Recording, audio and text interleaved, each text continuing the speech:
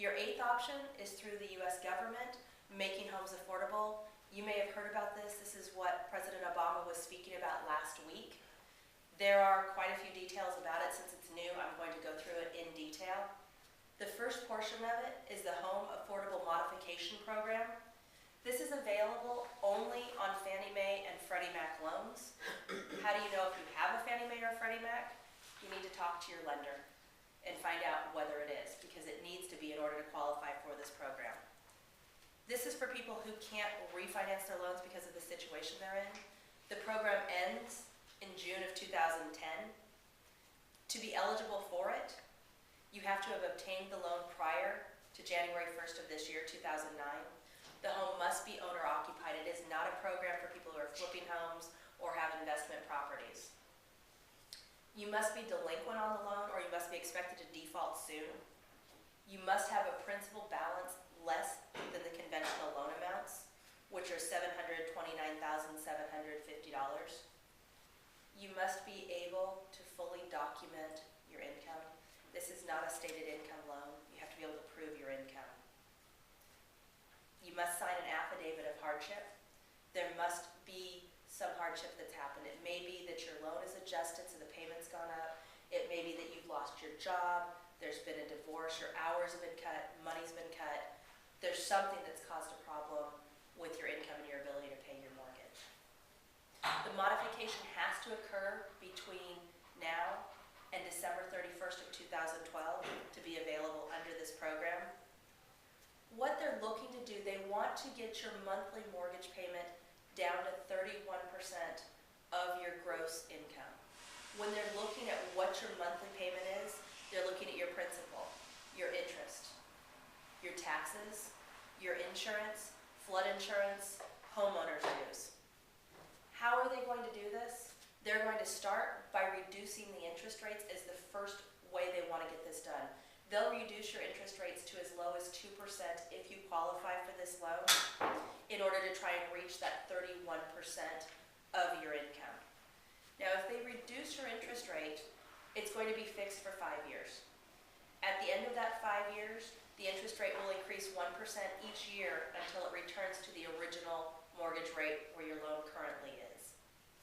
If that doesn't get you down to the 31%, the second thing that they'll do is they'll increase your mortgage term to a total of 40 years.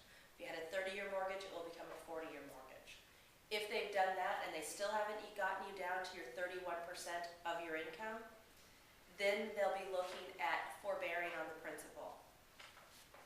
That principal, you won't be paying on it for now. However, it will become a balloon payment that will be due when the property is sold, when the loan is paid off, or when the loan matures. That would be at the end of the 30 or the 40-year loan period. Why would the lenders do this? The government's giving them incentives to try to make this happen. They're trying to avoid foreclosures. Foreclosures don't help the bank any more than they help the people who own the homes. They're just a loss for the bank. They become what they call a non-performing asset on their books. What the government's doing is it's going to share in the loss between the 38% of the people's income to the 31% that the government's trying to do. That's one thing they're going to do for the lenders. Secondly, they're going to give them a $1,000 upfront fee to the lenders for doing this modification. And if the people are still current in their homes, they'll give them up to $1,500 to modify this loan. In addition, for each of the next 3 years that borrower remains current in their property and on their mortgage, they will give the lenders another $1,000. There are also incentives to homeowners when they do this. They'll give the homeowners $1,000 in principal reduction for each of 5 years if they remain current on their loan payments. There are also going to be incentives to extinguish the second mortgages, though there don't seem to be any details on that yet as to how they're going to incentivize the seconds to extinguish those loans. So basically, if you've got a home that's underwater and your second has no value in your property anymore, there's going to be some portion of this new plan that will help to give those lenders a reason to get rid of that second mortgage. The second option under this new plan is a refinance program. Again, it has to be a Fannie Mae or a Freddie Mac loan that you currently have, and your mortgage cannot be more than 105% What that means, and I'm going to use numbers that don't work well in Orange County, but they work well for math purposes. So, if you have a mortgage that's $105,000, the value of your home cannot be less than $100,000. This may work well in some other places. I'm concerned about how it's going to work here in Orange County, where we're looking at a 37–38% loss in median home value in the last couple of years. So if you qualify on the first two, that is, it's either a Fannie Mae or a Freddie Mac loan, and your loan amount is no more than 105% of the current value of your loan, you also must be current on your mortgage to apply for this program. There's no minimum FICO score, no minimum credit score under the terms of this, but you must meet the bankruptcy and foreclosure requirements even if your credit's not completely up to par. This is a rate and term only refinance. What that means is there's no cash out. They will only give it to you so that they can try and bring down your payment amount. That's what they're looking to do, to make sure that people can stay in their home and take advantage of the low rates that currently exist in the interest market right now. One other thing, there is mortgage insurance required if the value of the loan was originally 80% of the value of the home. In other words, go back to the $100,000 idea.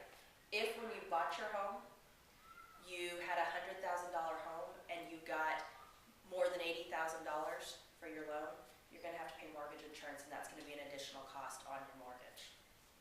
Additionally, there are income and employment verifications required on this loan.